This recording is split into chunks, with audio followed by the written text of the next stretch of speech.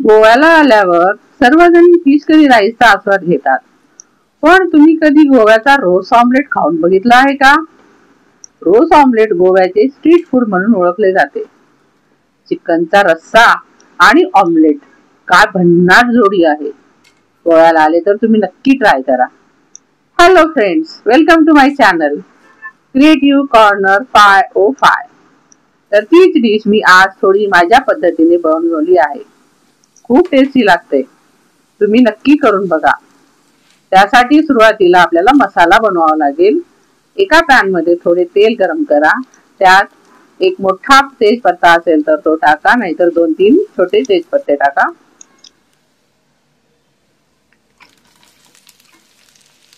त्यानंतर 2 मोठी इलायची, 3 छोटी किंवा हिरवी विलायची, 7-8 लवंगा, 1 चमचा जिरे, 10-12 काळी मिरी, 1 दालचिनीचा तुकडा.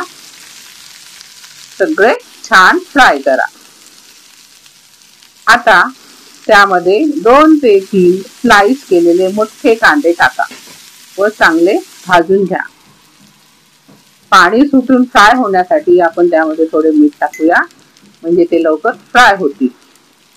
आता त्यात 5-6 लसूण पाकळ्या व 1 इंच आल्याचे तुकडे करून टाका.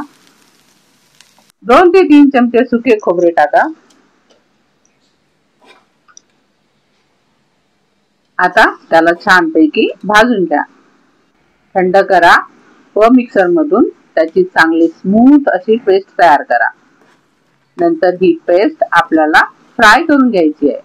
आता एका पॅन मध्ये तेल टाका आणि तयार झालेली पेस्ट घ्या. ही पॅन मध्ये चांगली फिरवून घ्या. आता थोडं कोथिंबीर मी बारीक फिरून घेतला आहे मिक्सर मधून, तो टाका आणि मिक्स करा. इथे सुद्धा आपल्याला थोडं मीठ घालायचं आहे, म्हणजे पाणी लवकर सुटेल आणि मिक्सर लवकर फ्राय होईल.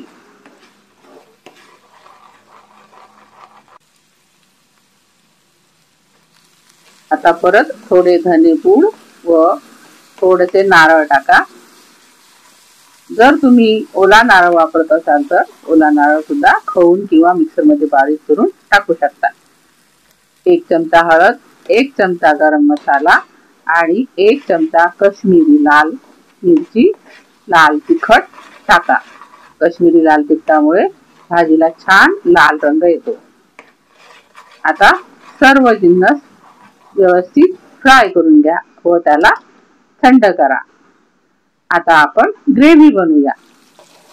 दुसऱ्या एका पॅन मध्ये 2 ते 3 चमचे तेल घ्या व ही तयार केलेली पेस्ट त्यामध्ये टाका. आता आपल्याला दुसरे काही चिरायचे नाही किंवा तयार करायचे नाही, फक्त या पेस्ट मुळे भाजी होणार आहे.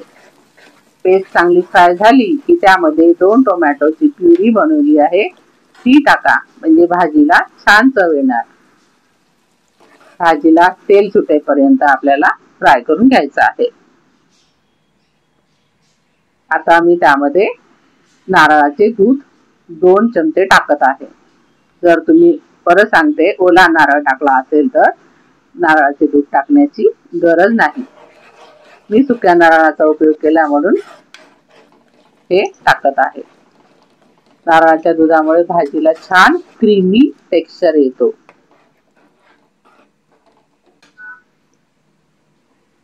छान परतून झाल्यानंतर त्यामध्ये पाणी टाका. तुम्हाला ग्रेव्ही किती घट्ट पाहिजे किंवा किती पातळ पाहिजे ते पाहून पाणी टाका. मी इथे 4 वाट्या पाणी घातले आहे आणि अशा प्रकारे आपली छान पैकी ग्रेव्ही तयार झाली आहे.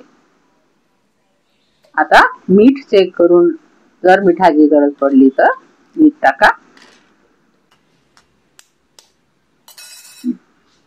उकळी पर्यंत आपण आता ऑमलेटची तयारी करूया. एका बोल मध्ये 2 अंडे फोडून घ्या. त्यामध्ये चवीपुरते मीठ, अर्धा कांदा व 1 मिरची बारीक चिरून घाला आणि चांगले फेटून घ्या.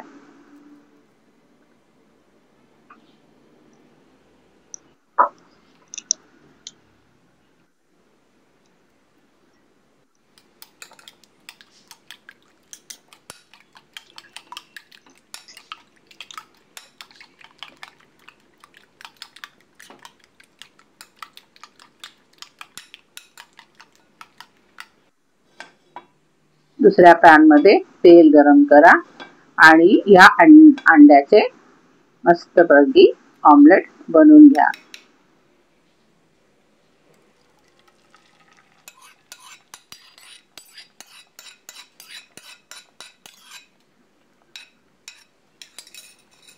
ऑमलेट चांगले सेट होऊ द्या. प्लेटिंग करताना तुम्ही हे ऑमलेट 2-3 प्रकारे वापरू शकता. जसे तुम्ही हे अंड्याचे ऑमलेट असेच ठेवून वापरू शकता किंवा रोल बनवू शकता किंवा या अंड्याचे चौकोनी तुकडे करून प्लेटिंग करू शकता. मी इथे त्याचा रोल बनवणार आहे. रोल बनवण्यामुळे छान दिसणार आणि प्लेटिंग सुद्धा करताना उपयोगी पडणार.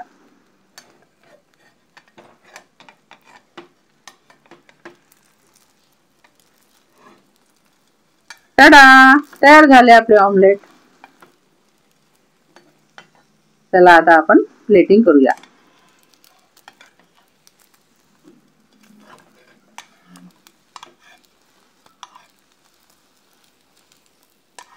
रोल करताना थोडासा जमलिंग होत आहे. तयार झालाय छान.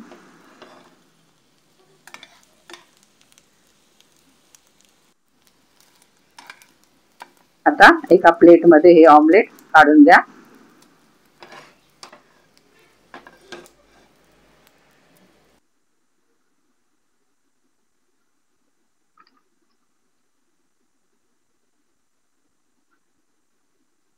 आणि साइडने आपल्याला जो रस्सा बनवलेला आहे, तर्री रस्सा किंवा रोस जे म्हणू शकता ते तुम्ही म्हणा, आणि तो साइडने असा टाका. कांदा, टोमॅटो आणि कोथिंबीरीने त्याला छान सजवा. माझी मुलगी आता कॉलेजमध्ये येऊन आली आणि बघेल आणि म्हणेल, ओ भाई साहब क्या मस्त दिख रहा है. तुम्हाला पण आवडेल ही डिश. नक्की करून बघा. जर तुम्हाला आवडली तर प्लीज नक्की चॅनलला लाईक करा, सबस्क्राईब करा आणि कमेंट नक्की करा.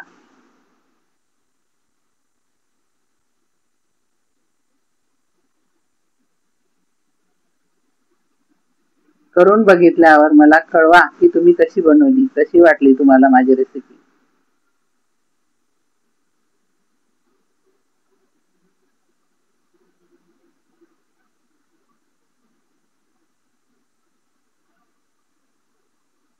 पावासोबत सर्व करा.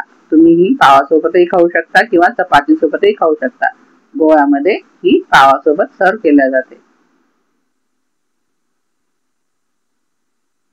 Thank you.